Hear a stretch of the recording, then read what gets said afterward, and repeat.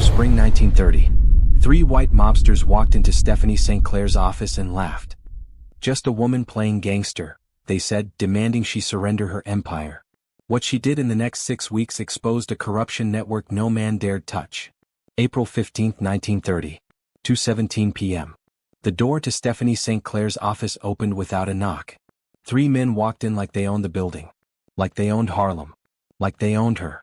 The first through the door was Patrick O'Brien, 6 feet tall, red-faced, wearing a gray suit that cost more than most Harlem families earned in 3 months. Irish muscle from the West Side, the kind of enforcer who broke bones for a living and slept soundly afterward.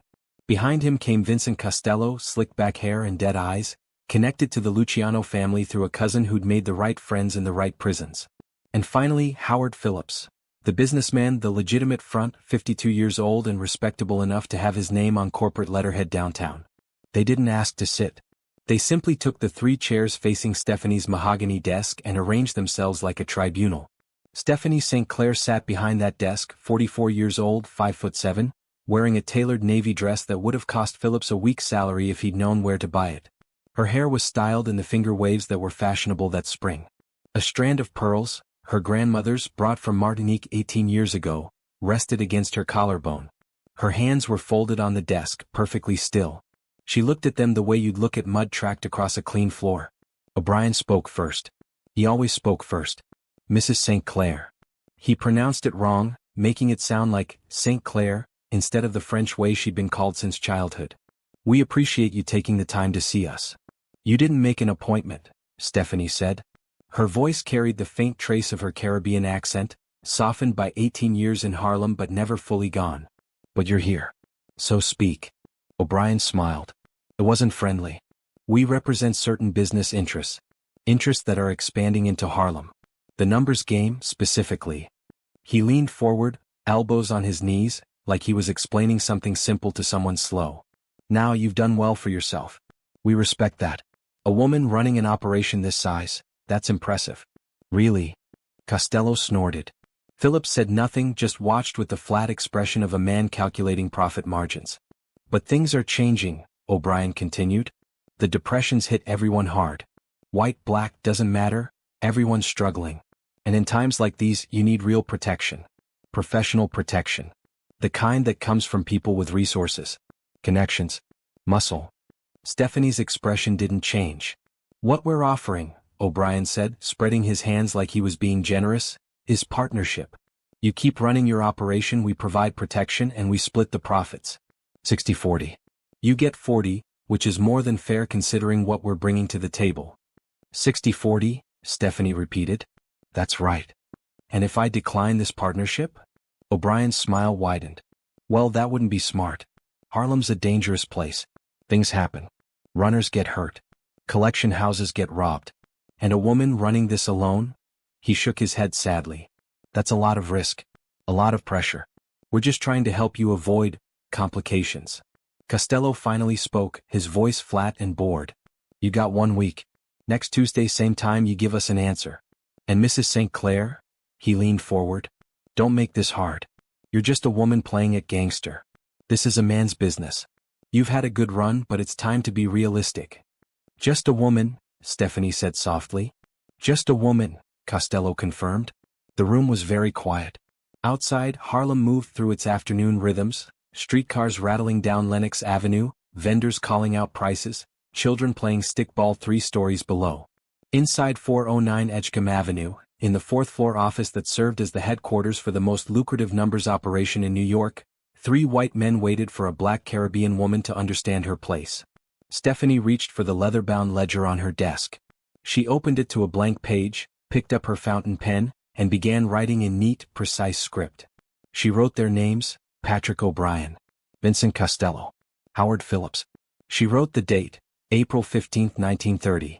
She wrote the time, 2:17 p.m. She wrote the offer, 60-40 split, protection racket, 1-week deadline. Then she looked up.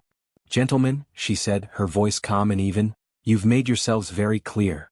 I'll consider your offer and provide my answer next Tuesday. You know where to find me." It was a dismissal. O'Brien's smile faltered slightly. He'd expected fear or anger or desperate negotiation. Not this cold, controlled courtesy. Phillips stood first. Costello followed. O'Brien lingered a moment longer, studying Stephanie's face like he was trying to read something written there. 1 week, he said. 1 week, Stephanie agreed. They left. The door closed behind them. Stephanie sat in the silence for exactly 10 seconds. Then she reached for the first of 3 telephones on her desk. The black rotary phone with the number only 12 people in Harlem knew. She didn't dial immediately. First, she opened the center drawer of her desk and pulled out a small card file, the kind that held hundreds of names, addresses, and phone numbers. She flipped through it with practiced efficiency, her fingers stopping on 3 specific cards. James Hicks, Amsterdam News. Reverend Clayton Powell, Abyssinian Baptist Church. Attorney Morris Levine, Civil Rights Law. She placed the 3 cards in a row beside her telephone. Then she picked up the receiver and began to dial. O'Brien, Costello, and Phillips thought they'd just delivered an ultimatum to a woman who'd have no choice but to comply.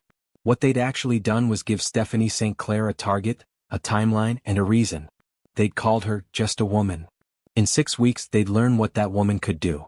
Martinique. A girl named Stephanie watched French colonizers walk past her family's small house on the outskirts of Fort-de-France like they owned the very air. They did, in a way. They owned the sugarcane fields that stretched to the horizon. They owned the docks where ships carried rum and molasses to Europe. They owned the courts, the schools, the churches. They owned the future.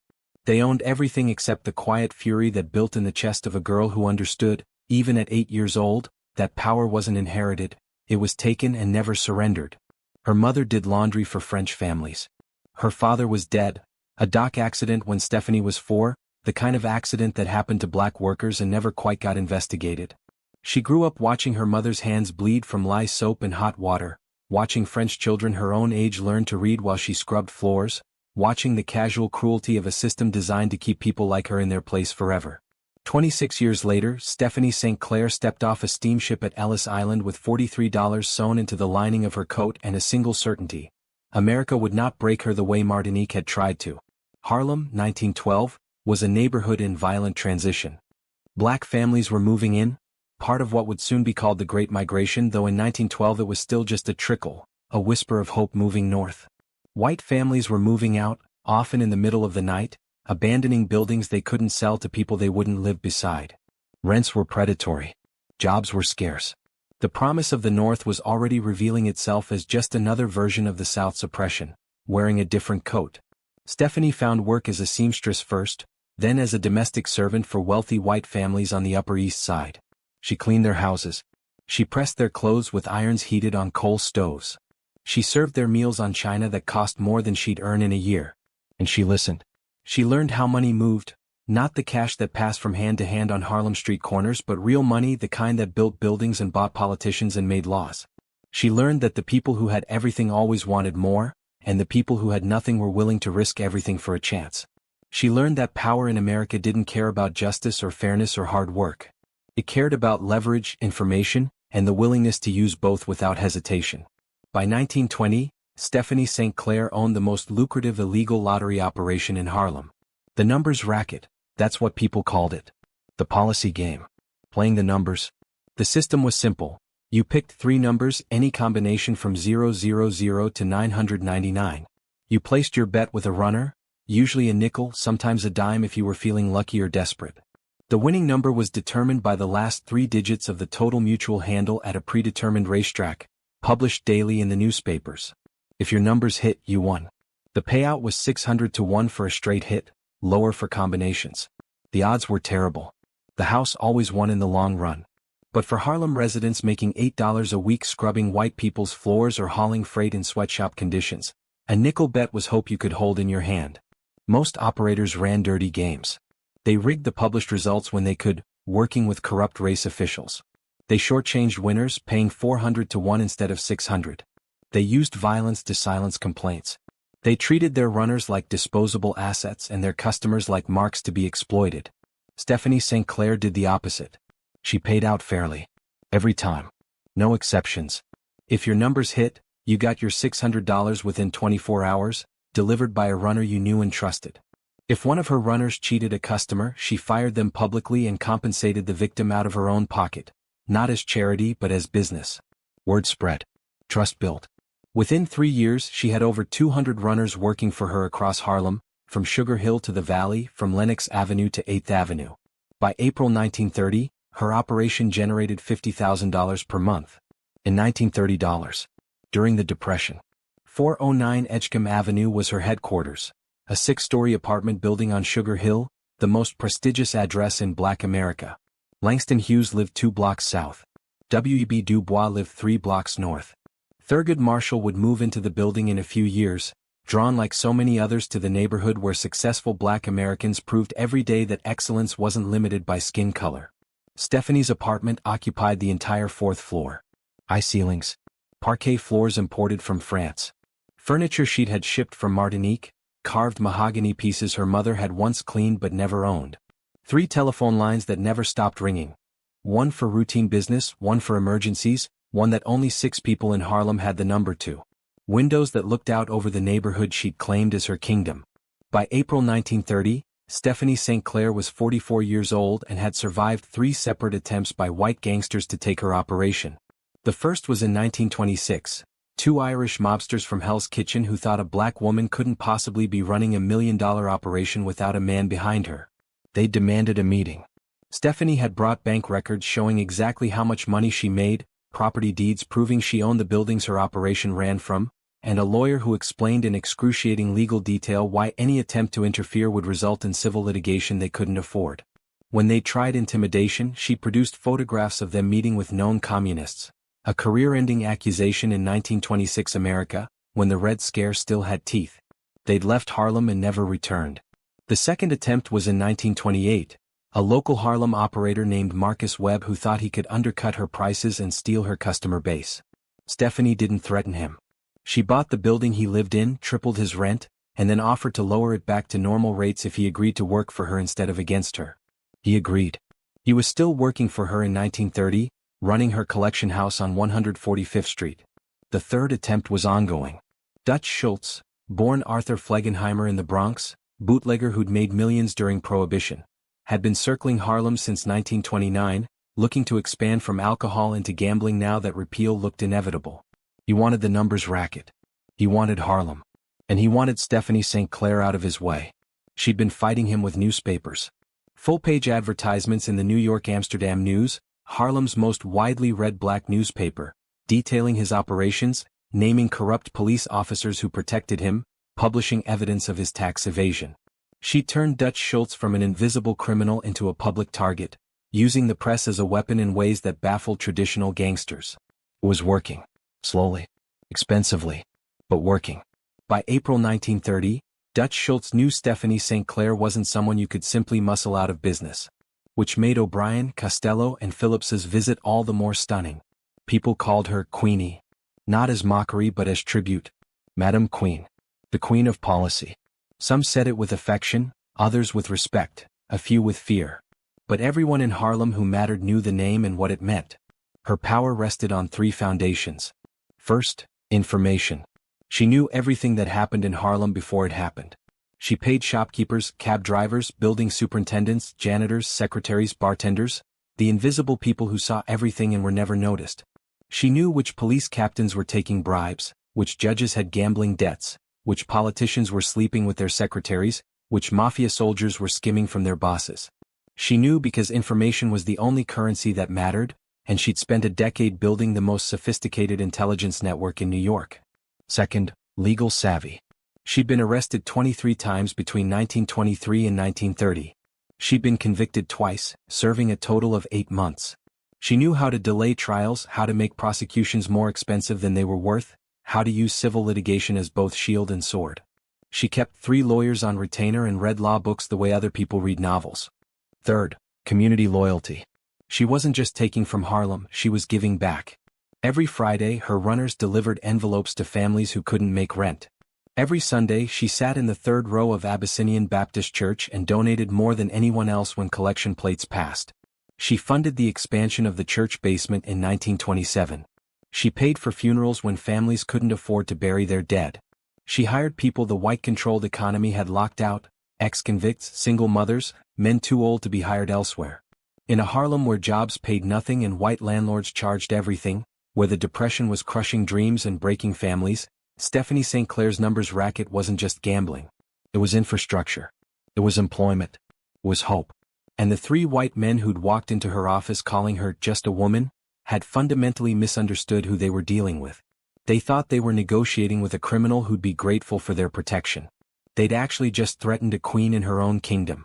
And queens, Stephanie had learned long ago in Martinique, didn't negotiate with invaders. They destroyed them. April 17, 1930. 9:23 a.m.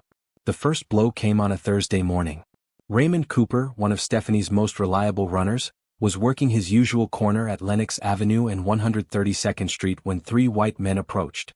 They didn't say anything at first. Just stood there, close enough to make the customers waiting to place their bets uncomfortable. Close enough to make Raymond's hand drift toward the knife in his pocket. Then one of them smiled. "You work for the lady, don't you?" he said. "The one who thinks she runs things around here?" Raymond knew better than to answer. He'd been running numbers for Stephanie for 4 years. He knew how to handle police, how to spot undercover detectives, how to disappear when necessary. But these weren't police. "We're new management," the man continued. "And new management doesn't need old employees. You understand?" They didn't touch him. They didn't have to. The threat was clear in their stance, in the way they positioned themselves to block any escape route, in the casual way the second man let his coat fall open to show the revolver tucked into his waistband. Raymond's customers scattered. He lost a morning's worth of business. By noon, the same thing had happened to 5 other runners across Harlem. April 19, 1930. 2:41 a.m. The collection house on Lenox Avenue, a narrow storefront between a barbershop and a pharmacy, unmarked except for a faded sign advertising import-export services, had its front window smashed. No one saw who did it. Or rather, no one who was willing to say they saw anything. 3 men probably. Maybe 4. Bricks thrown through the glass, the sound of braking echoing down the empty street, and then footsteps running toward a car idling at the corner. Inside, the safe was untouched. The money was untouched. The ledgers showing months of carefully recorded bets and payouts were scattered across the floor but not stolen. It wasn't robbery.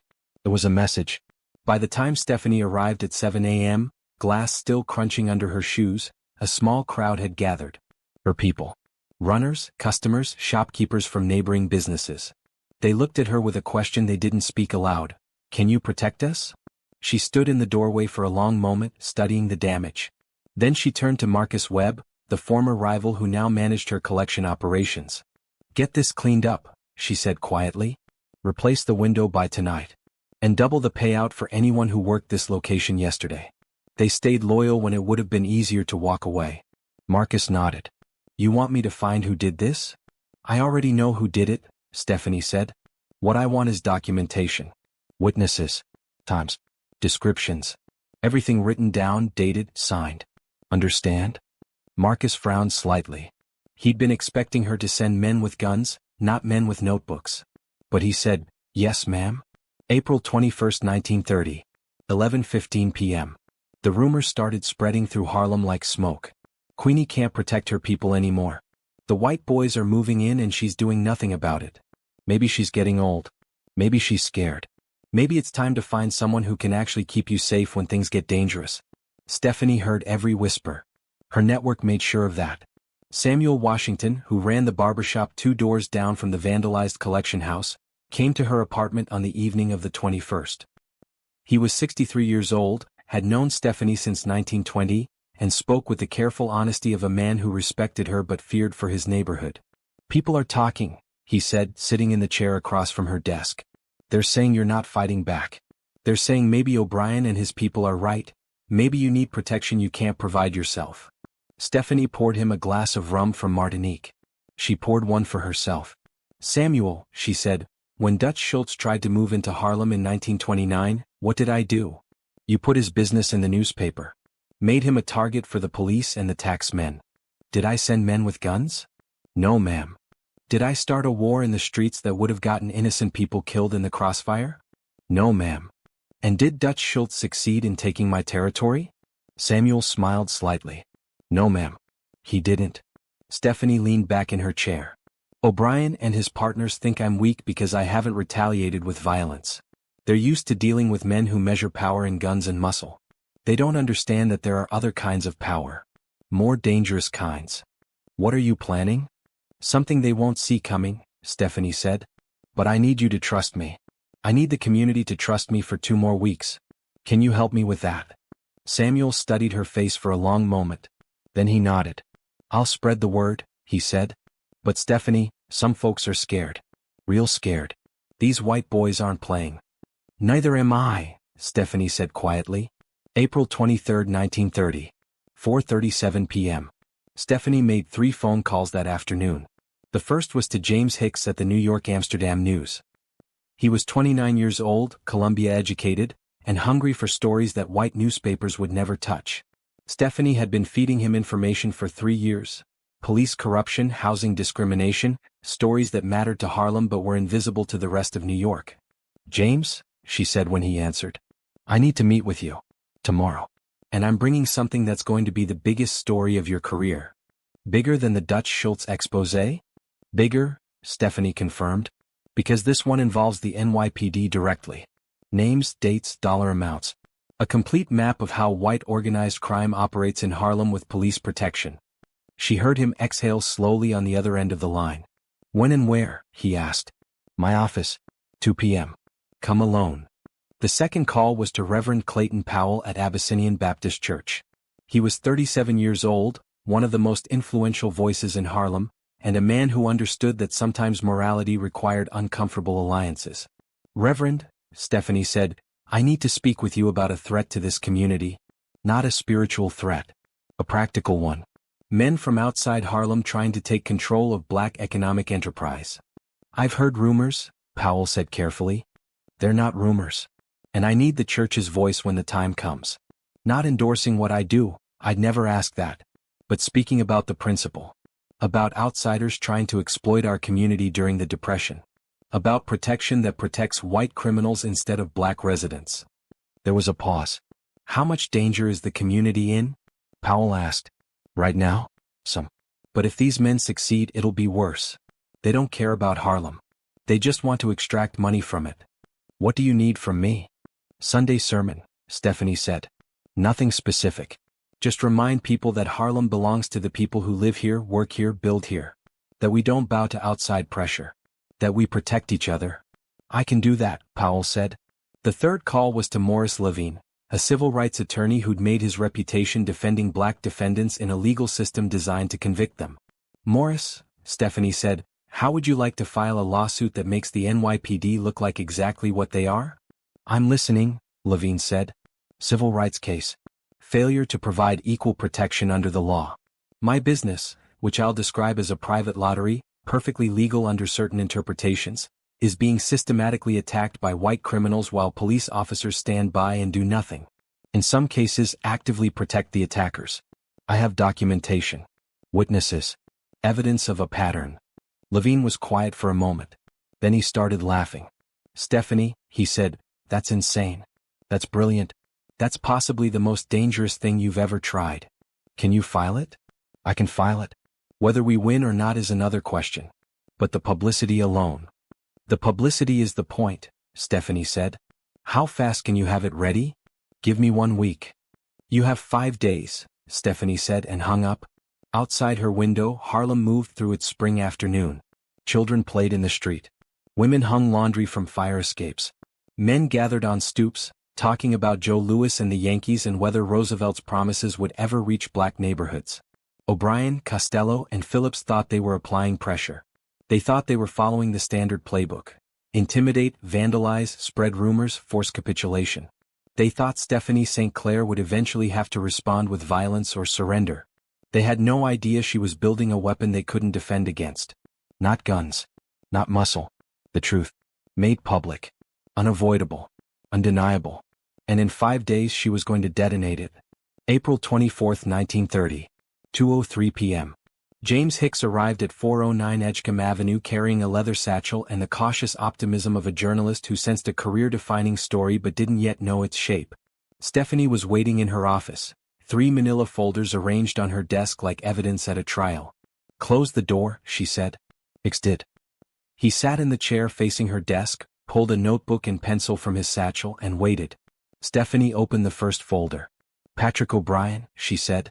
Irish enforcer, works out of Hell's Kitchen, connected to the Dwyer organization. On April 15, he came to this office with 2 associates and demanded I surrender 60% of my operation in exchange for protection. When I asked what would happen if I declined, he made it clear my runners would be hurt and my collection houses destroyed. She slid a photograph across the desk. It showed O'Brien entering a building on West 48th Street, timestamp visible in the corner, dated 3 weeks earlier. That's a known Dwyer meeting location, Stephanie continued. I have 4 more photographs of O'Brien meeting with Dwyer lieutenants between March and April. Hicks wrote quickly, his pencil scratching across paper. Stephanie opened the second folder. Vincent Costello.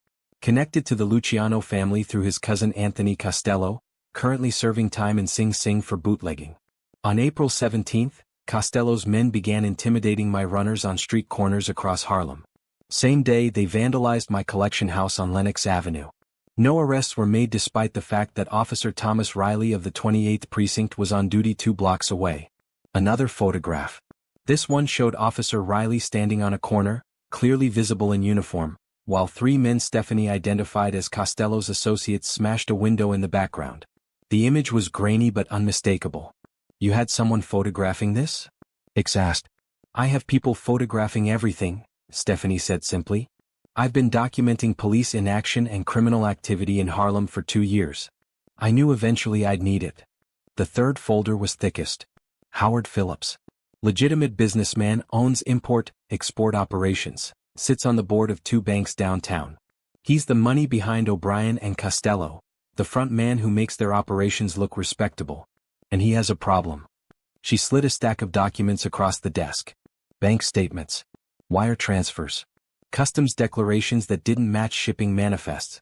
Phillips has been laundering money through his import business since 1927, Stephanie said.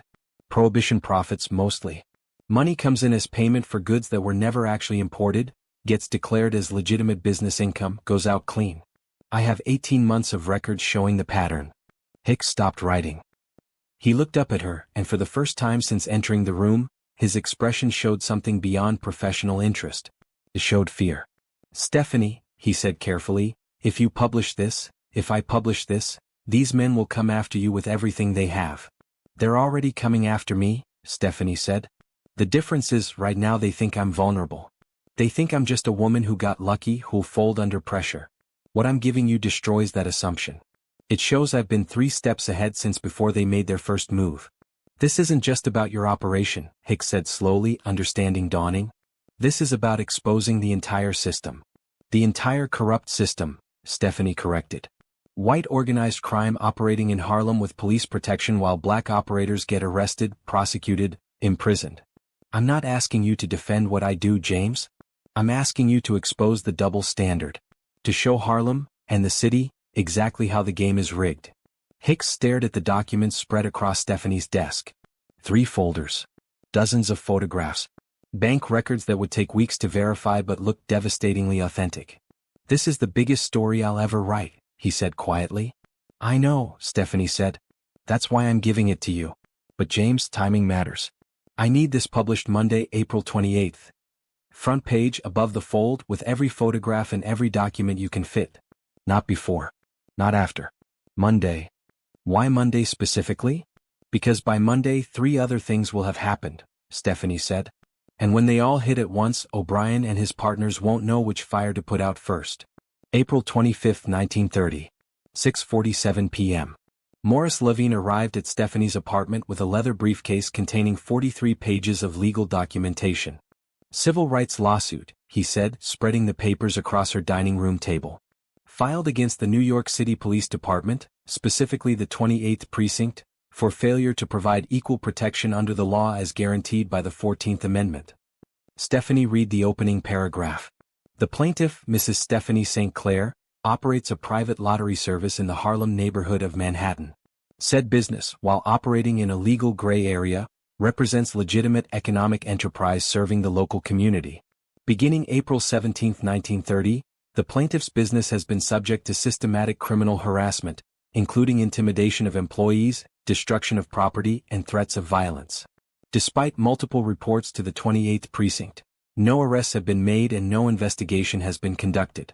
The plaintiff alleges this failure to protect her business interests, while simultaneously pursuing aggressive prosecution of other black-owned lottery operations, represents discriminatory enforcement that violates constitutional protections.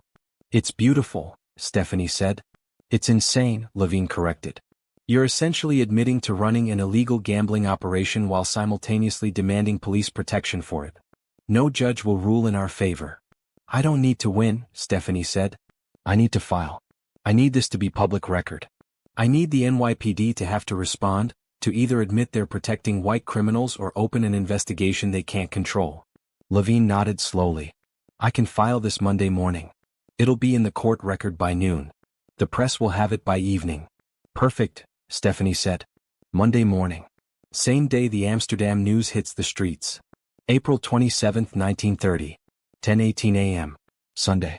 Abyssinian Baptist Church was packed. 700 people filled every pew, standing room only in the back, the congregation dressed in their Sunday finest despite the depression that had stolen jobs and savings and hope from so many families. Stephanie sat in her usual seat, third row, wearing a navy suit and her grandmother's pearls. She donated $500 to the church's building fund that morning, more than most families in Harlem earned in 6 months. Reverend Clayton Powell stood at the pulpit, Bible open before him, his voice carrying to the back of the sanctuary. "We live in difficult times," he said. "The Depression has taken much from us. Our jobs, our savings, our sense of security. But there is something it cannot take, something no force in this world can take unless we surrender it willingly." He paused, letting the silence build. "Our dignity, our community, our right to build and protect what is ours." The congregation murmured agreement. "There are forces in this city, forces outside Harlem, that see our community as territory to be exploited. They see our businesses as targets to be taken over. They see our people as marks to be squeezed for profit. And they believe we will simply accept this because we have accepted so much else." Powell's voice rose, not shouting but with controlled intensity. "They believe we will bow our heads and surrender what we've built because that is what they expect from us. Because that is what this country has trained us to do.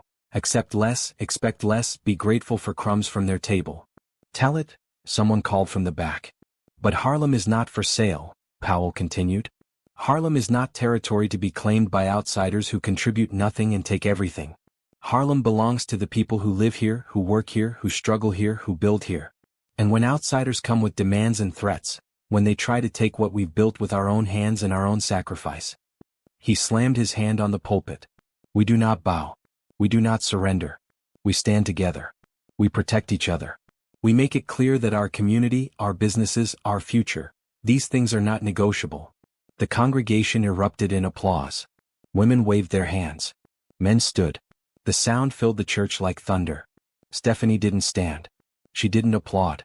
She simply sat, hands folded in her lap, and allowed herself the smallest smile. Powell hadn't mentioned her name. Hadn't mentioned the numbers racket. Hadn't endorsed anything illegal. But everyone in that church understood what he was really saying.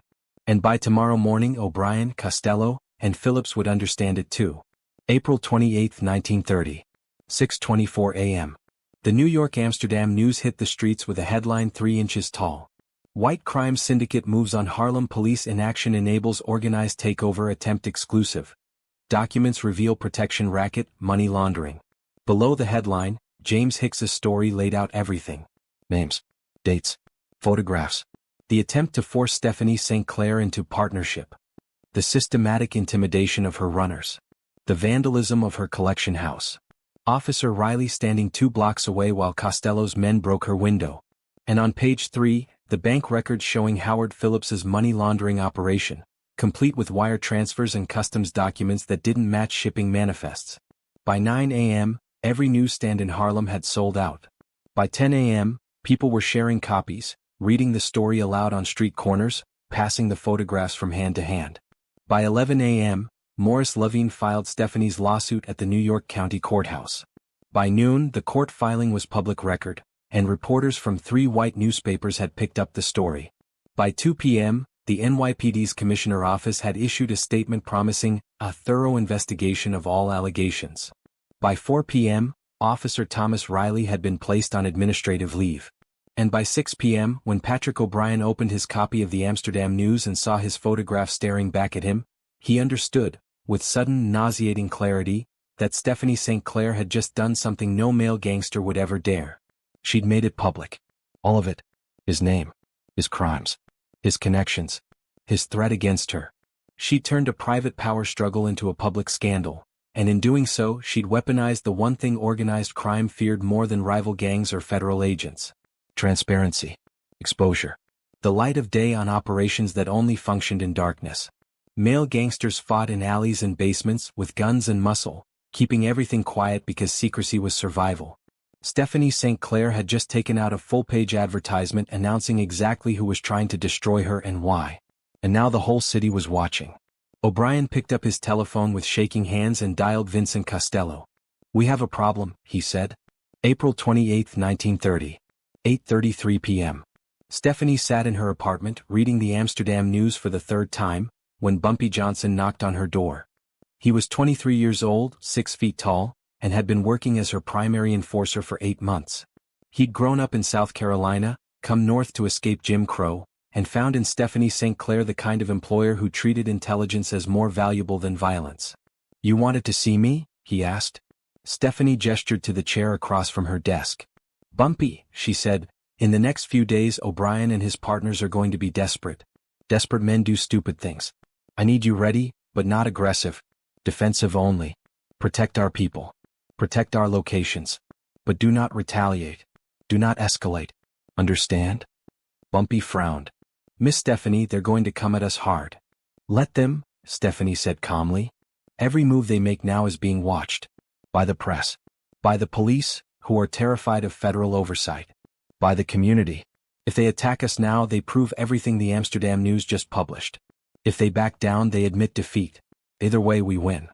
And if they come after you directly?" Stephanie opened her desk drawer and showed him the .32 caliber revolver she kept there. She'd owned it for 8 years and fired it exactly twice, both times as warnings never to kill. "Then I'll handle it," she said. "But Bumpy, understand something. We've already won. They just don't know it yet." Bumpy looked at the newspaper spread across her desk, at the photographs and documents and headlines that had turned a criminal power struggle into a civil rights story. "You did what no man could do," he said quietly. Stephanie smiled. "No," she corrected. "I did what no man would dare to do. There's a difference." May 2, 1930. 10:47 a.m.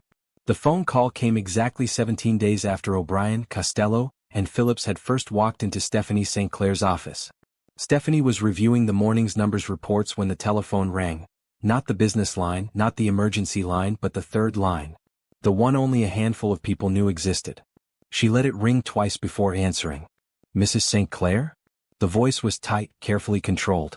"Not O'Brien. Someone else. My name is Thomas Brennan. I represent certain business interests that recently attempted to establish operations in your territory." "I know who you are," Stephanie said. "You're the lawyer who keeps Howard Phillips out of prison. What do you want, Mr. Brennan?" "My clients would like to request a meeting to discuss a resolution to recent misunderstandings." "Misunderstandings," Stephanie repeated, her voice flat. "Poor choice of words," Brennan admitted. "A resolution to recent conflicts. My clients believe a face-to-face conversation would be productive." "When?" "Today if possible. 2 p.m. Your office if you're comfortable with that." Stephanie looked at the calendar on her desk. It had been 4 days since the Amsterdam News story broke. 4 days since Maurice Levine filed the lawsuit. 4 days of watching O'Brien, Costello, and Phillips scramble to contain the damage. 4 days of them learning what it meant to fight someone who didn't play by their rules. 2 p.m., Stephanie agreed. "They can bring you as their lawyer. No one else. And Mr. Brennan, tell them to come prepared to discuss terms of departure, not terms of partnership." She hung up before he could respond. May 2, 1930. 1:47 p.m. Bumpy Johnson arrived 13 minutes early, wearing a suit that made his imposing frame even more intimidating. Stephanie had asked him to be present but unarmed, visible muscle but not threatening violence. "You really think they're going to surrender?" he asked, positioning himself near the door where he could watch everyone who entered. "They don't have a choice," Stephanie said. She was arranging 3 folders on her desk, one for each of the men who'd called her just a woman. The Amsterdam News story destroyed their ability to operate quietly. The lawsuit forced the NYPD to distance itself from them. And the community sermon made it clear that Harlem won't tolerate outside exploitation. But they could still come at you with guns, Bumpy said. They could, Stephanie agreed. But Thomas Brennan doesn't schedule meetings for executions. He schedules meetings for negotiations. And you don't negotiate unless you've already lost. At exactly 2 p.m. there was a knock on the door. Bumpy opened it. Patrick O'Brien entered first, and the change in him was visible. The swagger was gone. The condescending smile had vanished. He looked like a man who hadn't slept well in 4 days, which was probably accurate. Behind him came Vincent Costello, his dead eyes now showing something that might have been anxiety. And finally Howard Phillips, the respectable businessman, who discovered that having your money laundering operation detailed in a black newspaper was just as damaging as having it detailed in a white one. Maybe more so because it proved you weren't as invisible as you'd thought. Thomas Brennan came last, carrying a leather briefcase and the exhausted expression of a lawyer who'd spent 4 days trying to contain a scandal that kept growing. They didn't sit until Stephanie gestured to the chairs. The room was very quiet. Outside, Harlem moved through its Friday afternoon rhythms. Children being dismissed from school, shopkeepers preparing for the weekend, the normal sounds of a neighborhood that had decided not to surrender. O'Brien spoke first. He had to. His pride demanded it. Mrs. St. Clair, he began, there have been complications. Things escalated in ways none of us anticipated. We're here to discuss how to de-escalate. De-escalate, Stephanie repeated, her voice carrying the same flat tone she'd used with Brennan. You mean you're here to discuss how to leave Harlem without losing more than you already have? Costello leaned forward. You made your point. The newspaper story, the lawsuit, you made your point. But you're pushing this into territory that's dangerous for everyone. You've got the NYPD investigating connections they weren't looking at before. You've got federal attention because of the civil rights angle. You're creating heat nobody wants. I didn't create anything, Stephanie said quietly. You walked into my office. You threatened my business. You vandalized my property. You intimidated my people. You called me just a woman, and assumed I'd bow to your demands because that's what women do in your world. I'm not creating heat, Mr. Costello. I'm simply making sure everyone sees exactly what you tried to do in the dark. Phillips finally spoke, his businessman's calculation showing in every word. What do you want? He asked bluntly. Money? Territory? A guarantee we won't return? What will it take for you to call off the pressure? Stephanie looked at him for a long moment. Then she opened the 3 folders on her desk. Mr. O'Brien, she said, sliding the first folder across the desk. This contains documentation of your movements over the past 6 weeks, including 3 meetings with your boss, James Dwyer, where you apparently forgot to mention that you've been skimming 15% off your collections. I'm sure Mr. Dwyer would be very interested to see these financial records. O'Brien's face went pale. Stephanie opened the second folder. Mr. Costello. This contains photographs and witness statements regarding your relationship with Angela Moretti. 23 years old, works at the Stork Club, lives in an apartment on East 59th Street that you pay for. I'm sure your wife, and more importantly your wife's father who controls your access to Luciano family operations, would find these photographs fascinating. Costello didn't move, but something died in his eyes. The third folder. Mr. Phillips. This contains evidence of 16 additional fraudulent transactions beyond what was published in the Amsterdam News. Wire transfers. Falsified customs documents. Testimony from a shipping clerk you underpaid and who's been keeping copies of everything for 3 years. The newspaper story was just the beginning. I have enough here to guarantee federal prosecution. She closed the folder and placed her hands flat on the desk. So here are my terms, gentlemen. And they are not negotiable. The room held its breath. First, you leave Harlem. Completely. Permanently. You do not return. You do not send representatives. You do not attempt any future operations in this neighborhood. Second, you compensate me for damages.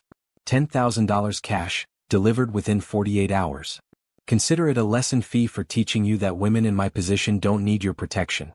Third, you issue a quiet statement, through whatever channels you use for such things, that my operation is under protection and is not to be interfered with by any organization.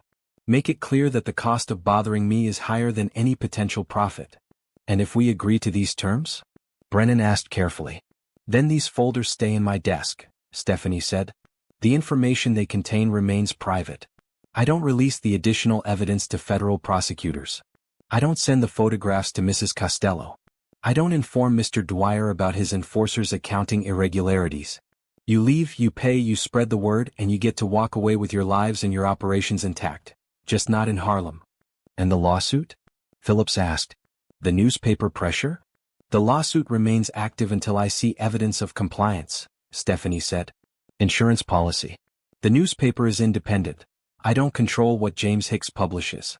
But I imagine once you're gone and there's no ongoing story, interest will fade. O'Brien tried one last time to salvage something. You're asking us to look weak, he said. To back down from a woman. You know what that does to our reputation. Stephanie smiled. It wasn't warm. Mr. O'Brien, she said softly, your reputation is already destroyed. The question is whether it gets worse. Whether your boss learns you're a thief. Whether Mr. Costello's wife learns he's an adulterer. Whether Mr. Phillips goes to federal prison for fraud. I'm not asking you to look weak. You already look weak. You failed to take over a numbers operation run by a woman, and you failed so spectacularly that it made the front page of the newspaper. What I'm offering you is the chance to fail quietly instead of catastrophically. The truth of it hung in the air like smoke. They'd come to Harlem thinking they were predators facing prey. They'd discovered they were prey facing a predator who'd been studying them the entire time. Brennan cleared his throat. I'll need to consult with my clients privately, he said. You have 5 minutes, Stephanie said. Use my waiting room. They filed out. Bumpy closed the door behind them. Stephanie sat in the silence, listening to the muffled voices from the other room, Brennan's calm legal reasoning, O'Brien's angry protests, Phillips's calculating pragmatism, Costello's defeated acceptance. After 4 minutes and 30 seconds they returned. We accept your terms, Brennan said. Stephanie nodded once. 48 hours. $10,000. Delivered to this address. And Mr. Brennan, tell your clients that if they ever consider returning to Harlem, tell them to remember this meeting. Tell them to remember what happens when they underestimate women like me. O'Brien stood abruptly, his chair scraping against the floor. For a moment, Stephanie thought he might do something stupid. Reach for a weapon, make a threat, try to salvage his pride with violence. But then his shoulders sagged and he walked toward the door. Costello and Phillips followed. Brennan lingered for just a moment. Mrs. St. Clair, he said quietly, in 20 years of practicing law, I've never seen anything like what you just did. Using the press, the courts, the church, personal intelligence, all simultaneously. It was necessary, Stephanie finished. That's all it was, Mr. Brennan. Necessary. When they were gone, Bumpy let out a breath he'd been holding. They could have tried to kill you, he said. They could have, Stephanie agreed. But Thomas Brennan is too smart for that. He knows that if I die mysteriously, those folders get opened. And more importantly, he knows that killing me would prove everything the Amsterdam News published. It would turn me into a martyr and turn them into the villains. They'd have federal investigators crawling through their entire operation within a week. She stood and walked to the window looking out over Harlem. Violence is easy, Bumpy, she said. Any fool with a gun can kill someone. What I did, what they couldn't defend against, was harder. I made their violence impossible. I made it more expensive than surrender. That's real power. Below, Harlem moved through its afternoon. Her kingdom. Her people. Her empire built not with guns, but with intelligence, patience, and the absolute refusal to accept what men like O'Brien thought women like her should accept. Just a woman, they'd called her. Just a woman had destroyed them. May 4, 1930. 3:22 p.m. The money arrived exactly on schedule. A nervous young man in a gray suit, someone's nephew probably, sent because he was expendable if things went wrong, knocked on Stephanie's door and handed over a leather satchel without saying a word. Inside, $10,000 in $100 bills, counted and banded in stacks of 1,000. Stephanie counted it twice while the young man waited, sweating despite the mild spring weather. When she finished, she nodded once. Tell them we're done, she said. The young man practically ran down the hallway. Stephanie closed the door, carried the satchel to her office, and placed it in her safe next to the ledgers that documented every number played, every dollar won, every family helped through another week of depression. $10,000. Blood money, some would call it. Reparations, others might say. To Stephanie, it was simply confirmation, proof that intelligence mattered more than muscle, that strategy defeated brute force, that a Caribbean woman who'd arrived in America with $43 could make white gangsters pay for the privilege of learning not to underestimate her. She sat at her desk and allowed herself 60 seconds of satisfaction. Then she picked up the telephone and got back to work. May 10, 1930. 10:18 a.m. Sunday. Stephanie sat in her usual seat at Abyssinian Baptist Church, third row, wearing a pearl gray suit and her grandmother's necklace. The sanctuary was packed as always, 700 people singing hymns that made the walls vibrate with sound and faith and the collective strength of a community that had survived everything America threw at it. Reverend Clayton Powell stood at the pulpit, and though he didn't mention Stephanie's name, though he didn't reference the Amsterdam news story or the lawsuit or the quiet surrender of 3 white gangsters, everyone understood what he meant when he said, "Sometimes the greatest victories are the ones the world never sees. Sometimes protection means not the absence of threats, but the presence of someone willing to face those threats with courage and intelligence. Sometimes strength looks like a woman who refuses to bow." The congregation murmured agreement. Amens echoed through the sanctuary. After the service, Samuel Washington approached Stephanie on the church steps. "People are talking," he said, the same words he'd spoken 3 weeks earlier. But this time his tone was different. "They're saying you did what no one thought possible. They're saying Queenie beat white gangsters without firing a shot. They're giving me too much credit," Stephanie said. "I just made it more expensive for them to stay than to leave." "That's what I mean," Samuel said, smiling. "You changed the rules of the game. And people are noticing. Not just in Harlem, everywhere." Stephanie nodded slowly. She knew he was right. The Amsterdam news story had been picked up by black newspapers in Chicago, Philadelphia, Detroit. The lawsuit had attracted attention from civil rights organizations.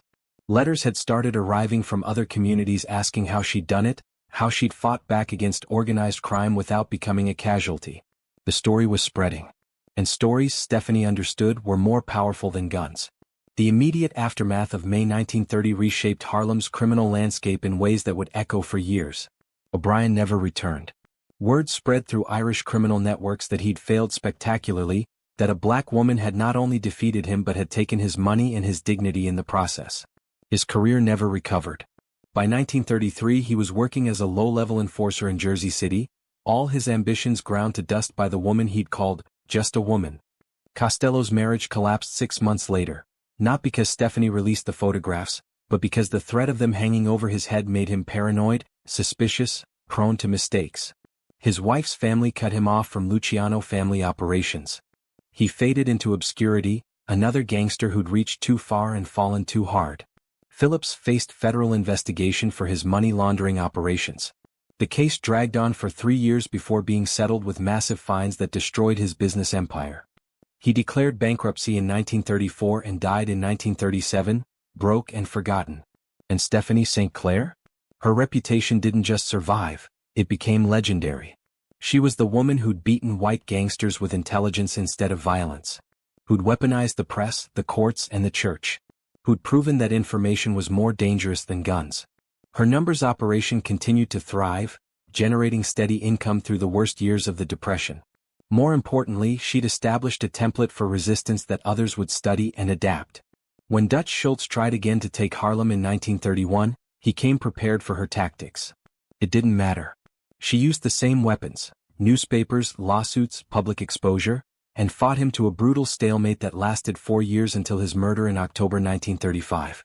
Legend says she sent him a telegram after he was shot, "As ye sow, so shall ye reap." Whether she actually sent it remains disputed. But everyone believed she had. That's how powerful her reputation had become. People believed she was capable of anything. The deeper legacy of what happened in April and May 1930 extended far beyond Stephanie St. Clair's personal victory. She proved something that terrified the criminal underworld, that the old rules could be broken. That violence could be defeated with transparency. That systems built on secrecy and intimidation were vulnerable to someone willing to drag everything into the light. Male gangsters operated in shadows because shadows were safe. Stephanie St. Clair operated in daylight, and in doing so, she revealed that the emperor had no clothes, that organized crime's power rested on society's willingness to look the other way, and when someone forced society to look directly, that power evaporated. She did what no man could do because men in her world were trapped by their own rules. They had to respond to threats with violence or lose face. They had to keep everything quiet or risk exposure. They had to operate within systems that assumed muscle mattered more than intelligence. Stephanie St. Clair wasn't trapped by those rules. She was a black woman. A Caribbean immigrant. Someone the system had already decided didn't matter, couldn't matter, would never matter. Which meant she was free to rewrite the rules entirely. She chose intelligence over violence. Community solidarity over isolation. Transparency over secrecy. Strategic patience over impulsive retaliation. And in making those choices, she didn't just win a single battle. She demonstrated a completely different way to fight. Stephanie St. Clair died on December 1, 1969, at the age of 83.